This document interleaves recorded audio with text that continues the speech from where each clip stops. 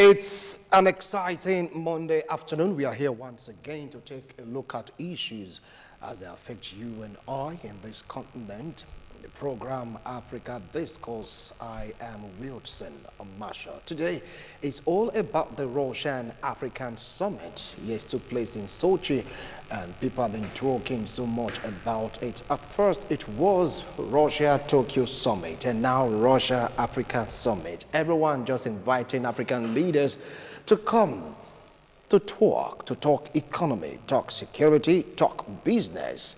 And it's like so many countries, too many coming to Africa to extend their hands right now of help. I don't want to use the word fellowship because they are saying they want to help Africa. Is Africa really in need of help? If so, how come many great countries, many great nations are like clamoring to have their foothold in Africa? Is it to this continent's advantage, or is it to our own disadvantage? What do we as a continent stand to gain? Anyway, my analyst will throw more light on this particular discourse. Join me to welcome Honorable Agarase Idubo.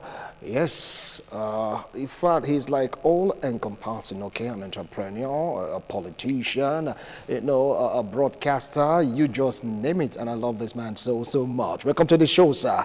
I appreciate your comment. Thank you very much. Right. I'm glad to be here. As anybody close to him, he's a lecturer, a clergyman, a political analyst, both local and international politics is well grounded. Both of them are well grounded in both local and international politics, and I don't love him less, okay? Jimmy, to welcome Frank Amego. Welcome to the show. I appreciate your comment. It's a pleasure being here. All right. Here we are, within the space of like say 2-3 months, African leaders, I want to use the word, should I borrow the word now, summoned to greater countries like Japan and of course Europe. Sometimes they have meeting also with the US, but it's like this summoning is becoming more rampant, and people are like taking a look at it from different perspectives, saying maybe, just maybe, this nation, they are saying something in Africa that Africans are not saying. Maybe, just maybe, they're trying to take advantage of Africa. Maybe, just maybe, they want to like have Africa in the palms of their hands to control.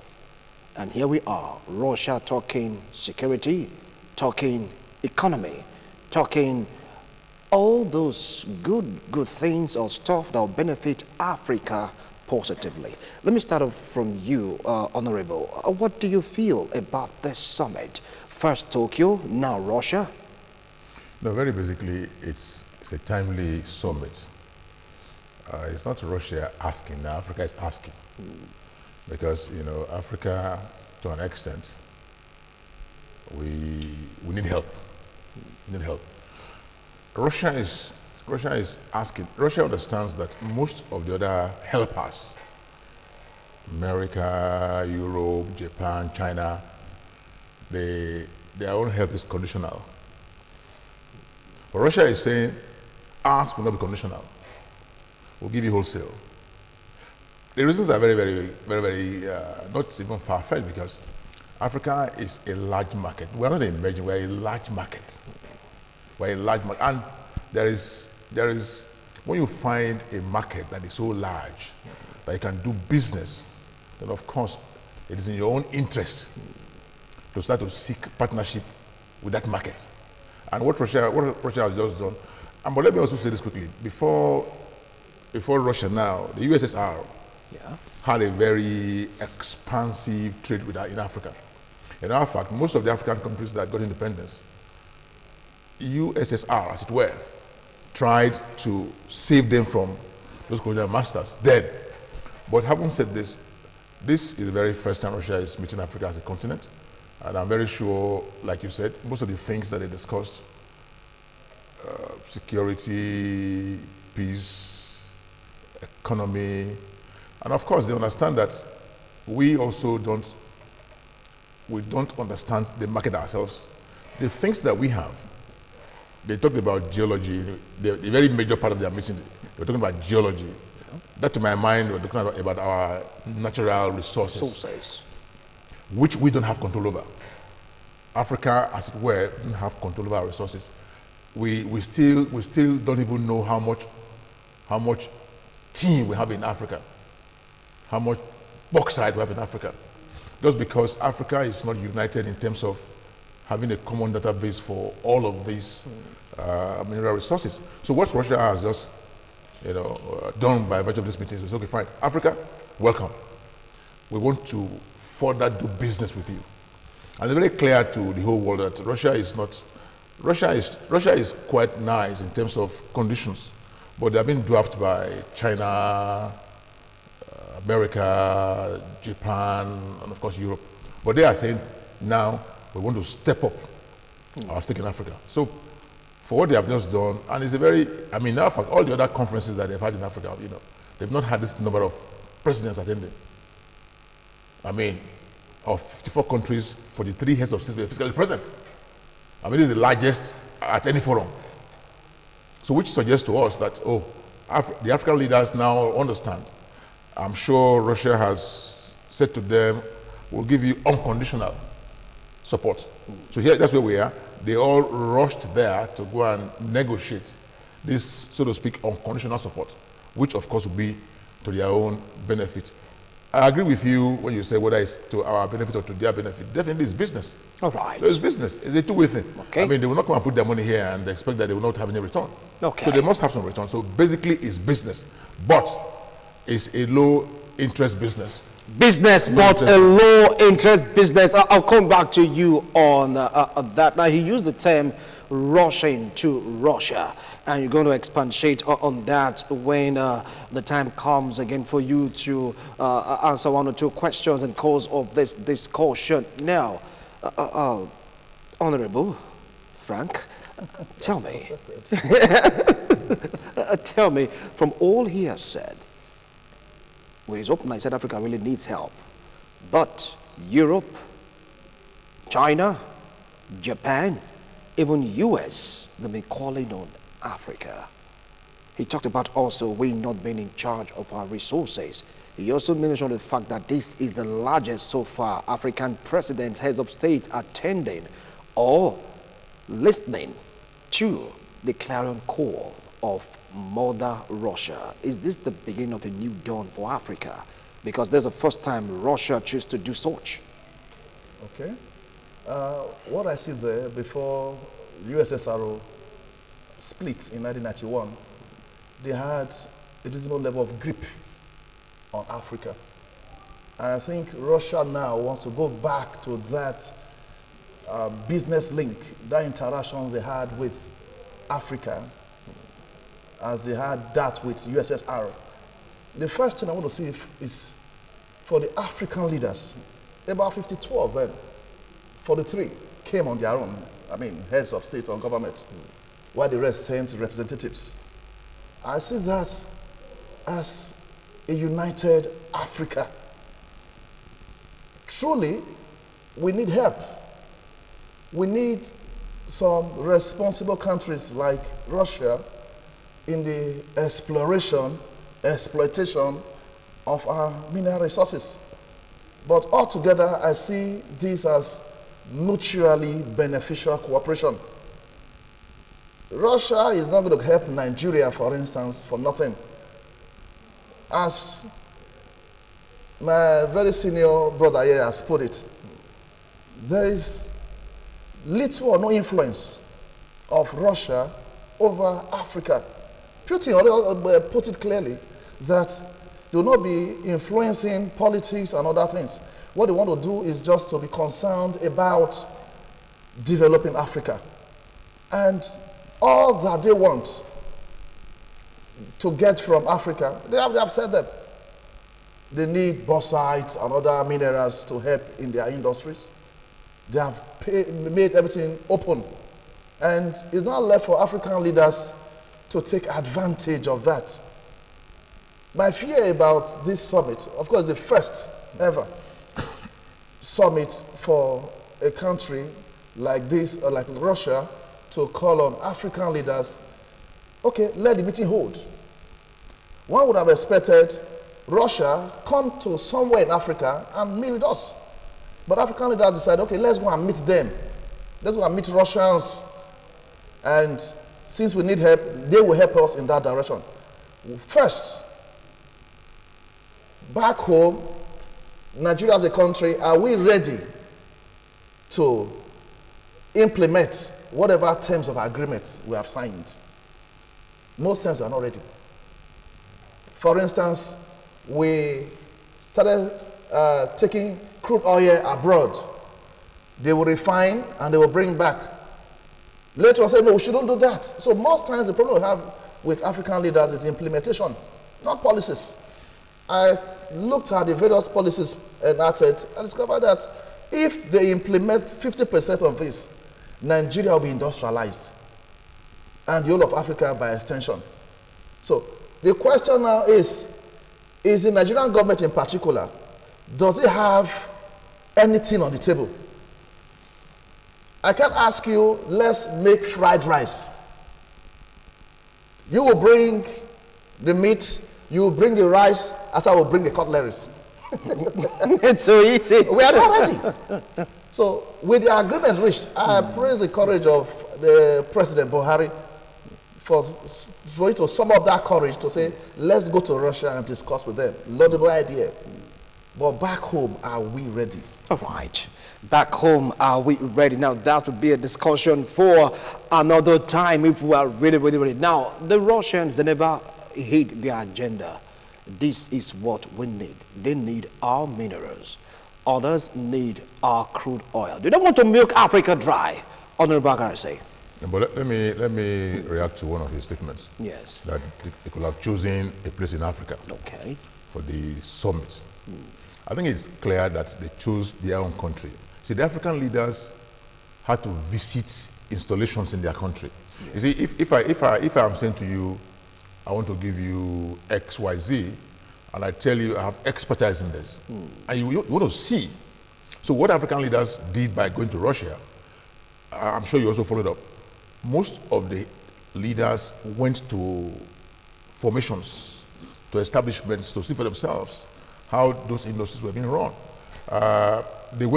Some went with a very solid team, and their ministers or whoever they had as managers visited those establishments, which of course informed them on what decisions to make at the end of the day. But having said that, I see Russia, from what I have heard of this meeting that they had, the president did not rush there. You know, see, the president is one person who, I believe, I mean, like all African countries, it's like if you become the center, the focal person, all of us need you, and you are providing a service that virtually all of us need. So we must rush. So all of us must come. It's like putting a cube of sugar here. Ants across this environment will come. Yeah. They'll come. So Africa is in their need of help. I agree with my brother when he said, okay, fine.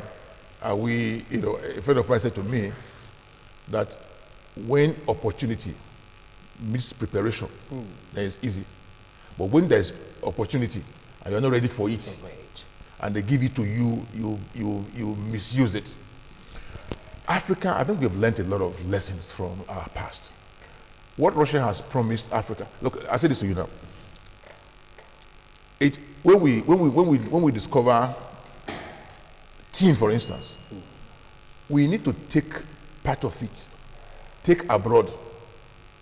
They will process it and come and tell us the quality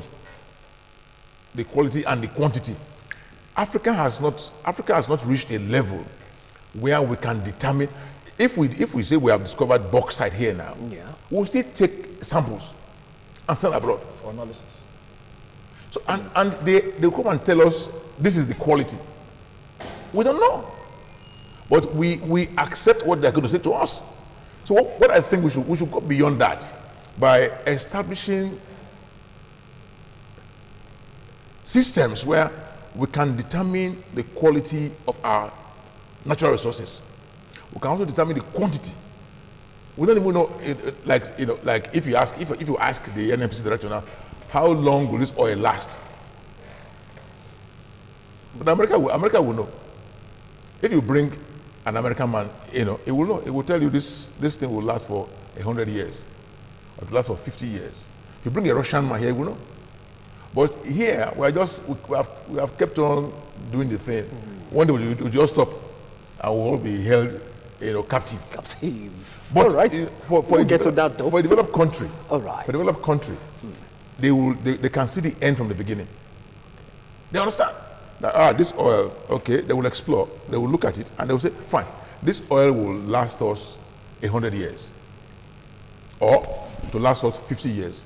Okay, after 50 years, what do we now do? They have to think about life after oil. But in our own case now, we had other forms of revenue yielding things, but we threw them away because oil came. Then when oil finishes now, we're going to find another one. We don't even know when to finish now. But honestly, I think we are going to take advantage of this meeting with Russia.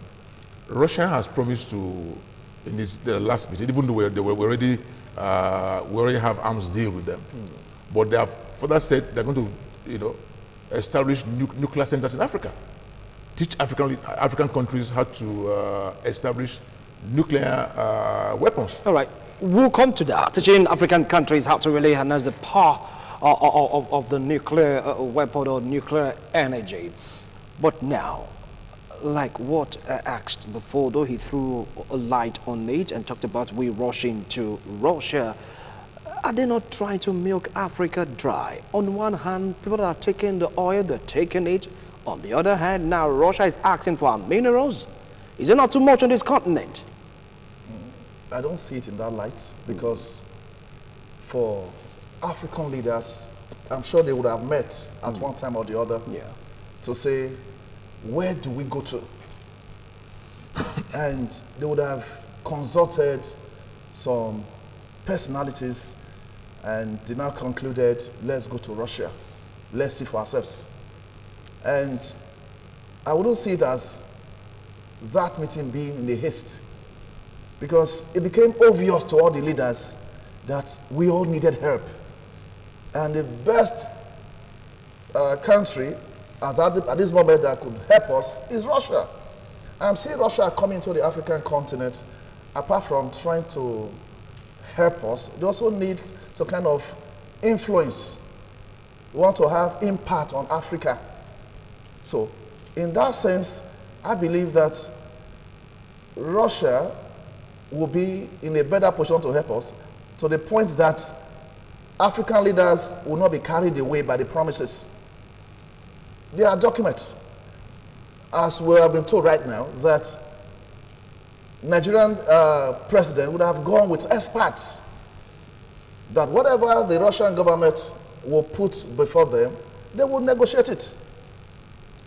Crude oil is not a problem to us, neither is it a problem to Russia. Incidentally, the reserve of crude oil in Russia is even almost equal, beyond that of Saudi Arabia, surprisingly. So if we have what to trade with, and when we trade with it, it's not going to be a problem, why not trade with it? So I don't see Russia exploiting us. I don't see it that way. It's a help that we need. In armory, in agriculture, for instance, Nigeria produces about 100,000 tons of wheat annually, and we import 2 million tons. So now Russia has promised will come to Africa, in Nigeria in particular, in that aspect of agriculture. So it's not a thing that will be paper at that time. We will see it. You are coming to revamp Ajaokuta that has been moribund for the past 40 years. If it's not revitalized, we will know it. I'm sure that agreement will have some clauses. If I'm able to do this, you will do that. If I'm not able to do that, that will happen. I didn't see the agreement, but I think Nigerian government is that smart not to go to an agreement, and at the end of the day, they are tied down. So it's not a rush to go to Russia. All right. Now, he talked about exploitation, that this is not a matter of Africans being scared of being exploited by Russia. But people are feeling that this may just be another form of exploitation. Honorable, what do you feel about that? Wilson, Yeah. what is the use of what you don't use? What is the use of what you don't use? Yes. Good one. I mean, you have minerals all over the place. You don't even know that they're there. You don't even know what to do with them. Somebody has now come. Let me add value to these resources. By taking it from you. Not taking.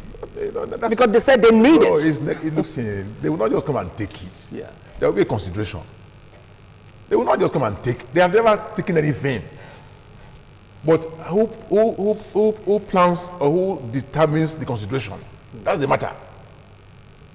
But because we also don't know the quality and quantity of what we have, they determine it. They are the ones to tell you how much they want to pay for your product. But if you understand the quality, okay, fine. Talk about Brent, for instance, quality of oil. They determine they determine your oil. What is the quality of your oil? You don't even know. And ultimately the price. Yes, they fix the price.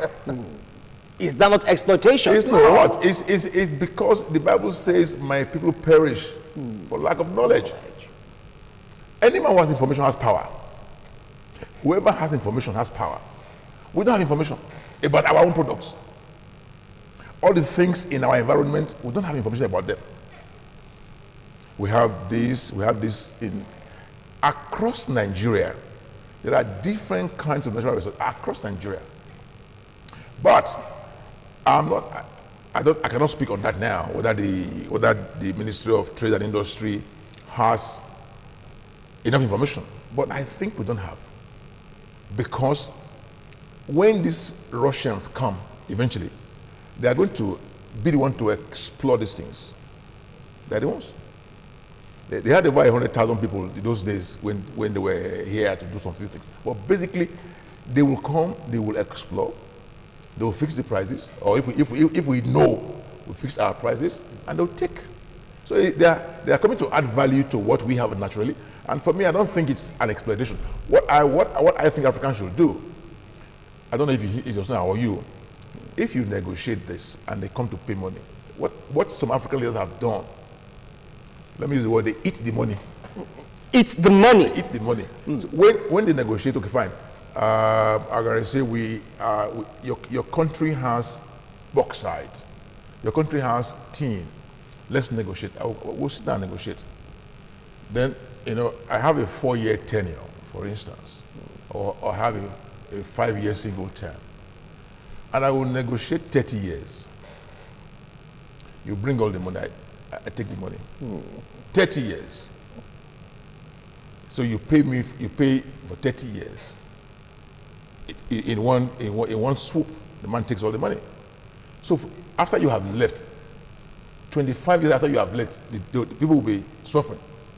You have taken all. So for me, I think we should have leaders that have character. Our very main problem in Africa is, in some countries, the leaders don't have character. And because they don't have character, they cannot negotiate for the benefit of their people. They look at their own very small benefit, very myopic. Instead of negotiating for the whole people, they negotiate for themselves. Right. He made a point now. The quality of persons you take along for a visit or a summit is also important. If you are going to negotiate, for instance, a trade agreement, then you must take some persons who understand the things they're going to do. But some heads of state will just take people that don't even know the elements that they're going to face there. So I also believe that in our own climate, Russia has said clearly they believe in our natural resources. They have said that clearly. But I also say to say this to you, my brother, Russia is one of those countries that supports Africa with food. So much. And one of the things that I also agreed to do for Africa is to come and develop agriculture. All right. I'll come and back that to you again will put paid to hunger in Africa. You see, humanitarian issues are very important to us. And Russia is one of those very few countries that has supported Africa so much by way of humanitarian efforts and support. All right. Now, from what you said this is not a matter of exploitation. Obviously. It's a business. Now, Russia coming in now. Why now? Is it because others will coming to Africa? Because we have Japan, African Summit, US is there, Europe is there. People are asking, why now? Why the sudden love for Africa? Well, Africa has the market. And for Russia to come in now, they're not just coming in now. They've been making several moves, even since 2015. Some few African heads of state have been interacting with the Russian country. And the time we just had it last week now is the right time. You can't plant a seed and say, why are you just growing now? I planted coconut, the cassava is true, you are still there. So this is the right time for it. No delay whatsoever, because I have a particular fear, personally, because America may not be happy because of the infiltration of Russia into Africa now. Because that is where we are, that's where we are going to. America may not be happy. Their happiness or unhappiness does not matter to us. What matters to us is our happiness right now.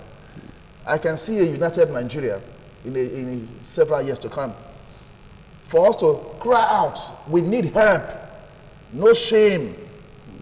Please help us. And now help is on the way. I still have another fear. The fear is the way we will handle it in Nigeria. I expect the Federal Executive Council, any moment from now, to interact with the MDAs, ministries, departments, and agencies concerned with all of these promises made or agreements made. So if they interact with them, remove politics. We're talking about lives now. So if they can interact with the MDAs, I'm sure whenever the deal will be materializing, all the various agencies and departments and ministries will have been part of the planning. A situation whereby, okay, let's visit Ajaokuta, Minister of Mines and Industry. So it's not before us, we are not aware. So let them be aware now. Call for a meeting. This is a serious business. This is a summit that will make or mar Nigeria permanently. So if we take it seriously, Nigeria in a short while will be highly industrialized. God helping us with some bits of sincerity. And with the other fear of misappropriation. A deal you have struck for 30 years and you're going to collect the money in 2 years, doesn't matter to you what happens thereafter. So if we bring in sincerity, as it is right now, it's showing some bits of sincerity in the government of this country now. If the president with his team would come together, that Nigeria has suffered a lot. Let's make this 2019 a turning point for Nigeria. Who knows? Democracy Day might will turn to become October again. All right. All right. Thank you so much, gentlemen, for your wonderful opinion. Right now, we want to go for a break. When we return, the implication of this summit in the international forum, talking about international politics. You know, they have blocks. Yes, and Africa seems to be a major bloc to reckon with when we talk about position in the UN. Is that what Russia is gunning for? Because you may not know, due to the help from Africa, China, Japan, they benefited so much when we talk about office in the United Nations. Is that why Russia is saying, come, let's help you to help us? We'll be right back. Do stay tuned.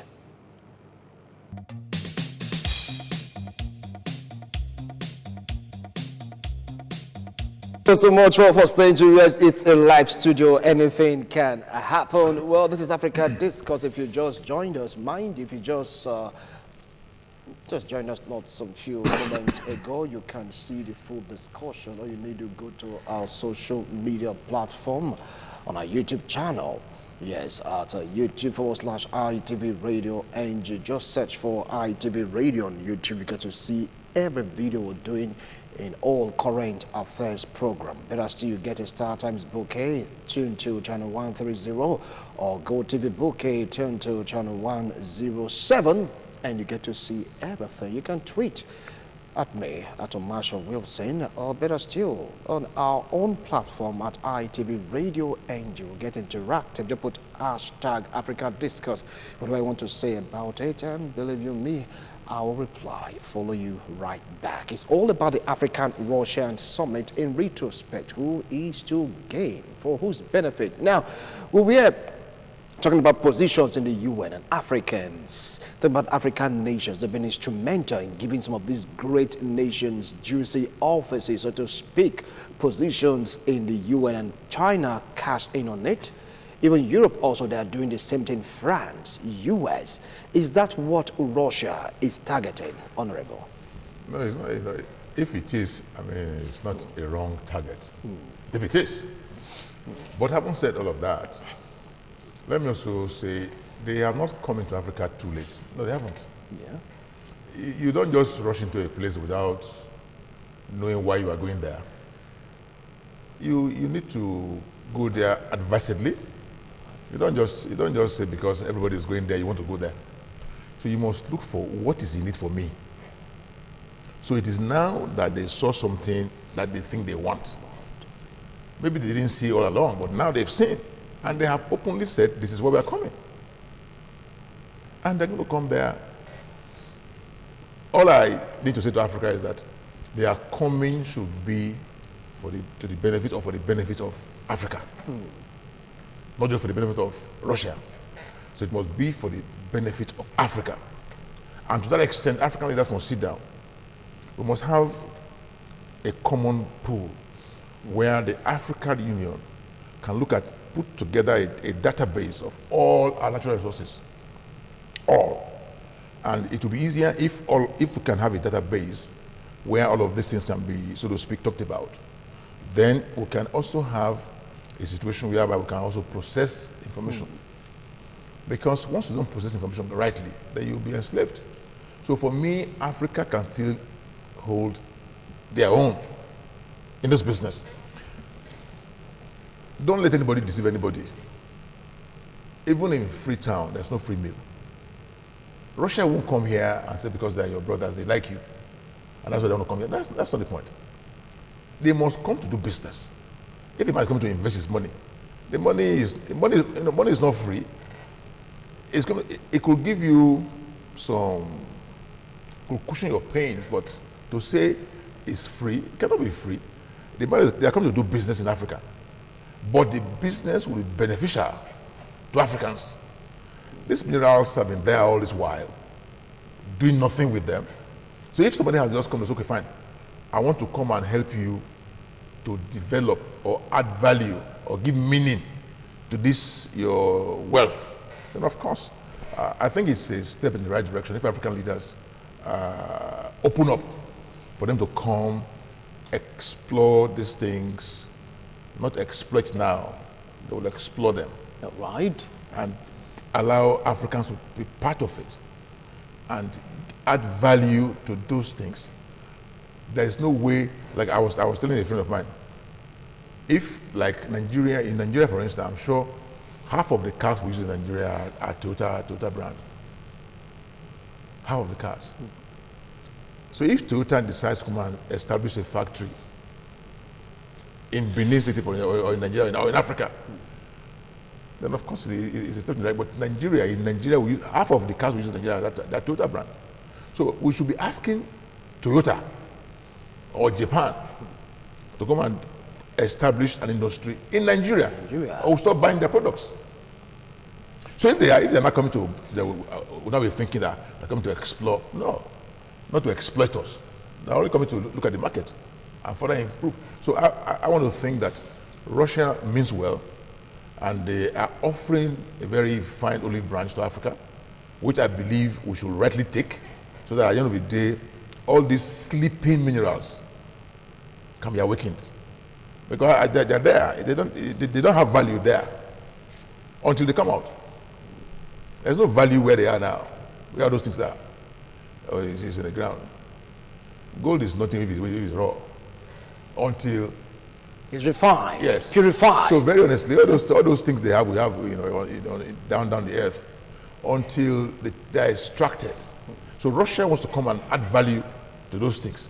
And we should allow them do that. We should not be thinking about whether they're going to exploit us.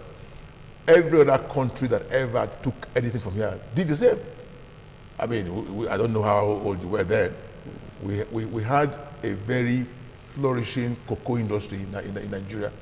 We're taking the cocoa to London. They will make over and bring to us. Why wouldn't they have established an Albertine factory here? We now have to take cocoa from Nigeria to London. They will bring back to us and sell to us. So for me, I just believe that, and Russia has promised that for everything they want to come and take from here, they will establish an industry that will process those things. But then they will be the real persons, determining or calling the shots. That is where I'm coming to right now. They have to. No, listen. Listen. There's no way they can. They can come here and put their money. Then they will not manage it. It's not possible. Oh. They must manage it. They could manage it. It could be a system of say, okay, build, operate, and transfer. Build, operate, and transfer. I'll come back to you, sir. Okay, I'll come back to you. Now, he used the term, they'll be the one calling the shot. Is that not another form of exploitation? No. Seriously? No. Africa owns a mineral. They are coming to mine. No. They determine the prices, they determine the quantity, and you said that is not a form of exploitation. Yes. My no is premised on where the fund is going to come from. It's not clear yet. The only thing that is clear to me first is the nuclear plant to be built in Egypt. It's about $25 billion. That's about 19 billion pounds. That's the only thing that is clear to me. But what they're going to do in Nigeria, is it the Nigerian government that will fund it? The source of funding is germane to this control. If we want the Russian government to fund the revamping of our Jakarta Steel Company, even the Atcon, if you want me to fund it, of course I will fund it and I'll call the shots. If you don't want me to, you fund it, I'll provide the expertise, you provide the resources needed to do the work. So there should be no fear. If the Nigerian government sees we are not financially buoyant, Russia, come with the money, come with the expertise. They were always scared. I'm not scared of that. It's just like you're in a bus moving from point A to point B. You will see the driver. Let's say you're moving from Benin to Lagos. You'll likely see the driver driving. But if you go on air, which is more expensive, you won't see the pilot. So it's what is on the table that determines who calls the shot. What are we providing? I think I should ask you that question. In all of this, Wilson, yes. I don't think we need to. You see, when you have a system, like he said, Russia did that Jakarta before. They did. They were the ones that came here. But Nigerians compromised Nigeria. I don't know if you knew that they arrested the MD. By the time that thing went aground, they arrested him. For that time there was no ICPC that time or EFCC, but they ran the place aground. Although they didn't finish the construction, but now they are going to come. I agree with my brother, who will provide the finance. But basically, I'm sure what is going to happen is, if they bring the expertise and we provide the finance, it will still be a burden on us. It will still be a burden on us. From the way they have spoken to each other, if Russia decides to bring the resources, then of course, even if they bring the expertise, not even the resources, the expertise is also a resource. Mm-hmm. But if they bring the human resources now, they will still call the shots. Because they will be the bosses.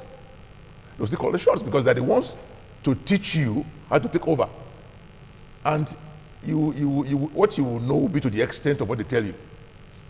So very honestly, we still have a long way to go in this country. What happens to all of this? let us not even bother about, is it, a friend of mine used to say to me, if we don't bother about who takes the glory, we can all work and work well. But once we start to bother who takes the glory, then we'll be seeing everybody will be scrambling. Otherwise, if we agree, let's as a group, let's work. Doesn't matter who takes the glory, but let us succeed. Let us succeed. If we succeed, take the glory, but then we have succeeded. But if I now bother about who takes the glory, then we'll be competing with each other, we shall be struggling, and we may not even achieve success. So, who is going to benefit? My own take is that Africa should be the beneficiary of this process. Hugely, not just, hugely. We must benefit from this process to an extent that will be very visible. Right. But basically, you also understand that the man who plays the piper, they are going to bring all the, for the exploration of minerals, they are going to bring expertise and money. They are going to bring money to explore those minerals, like they did for us during the coal, whatever. They brought all the money. Established the coal mines, established the coal factories. But when the thing was failing, when they didn't understand the quality of coal anymore, they ran away. They ran away. So this one, now they're going to determine, and I'm sure Russia is very intelligent as a country. They must have come to Africa. They must have seen those things they want to come and do. They must have tested the quality, and they must have found reasons to come. All right. So for them now, they are coming to stay. They're not coming late, they're coming to stay now to ensure that they add value to our natural resources. All right. Now, he used the word they are coming to stay. Now, that is a clause he used, coming to stay. Is it not other method of establishing posts in cities that are so variable, when I say reliable, or even of great importance to the Russian outpost in Africa? Well, I don't want to... Because America is doing the same thing in various parts in Europe.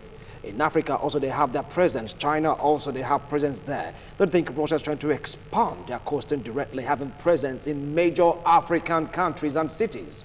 There is no fear of any presence from Russia, from US, anywhere. As he rightly said, you need to be on top to be a topic. Nigeria is down. We need help.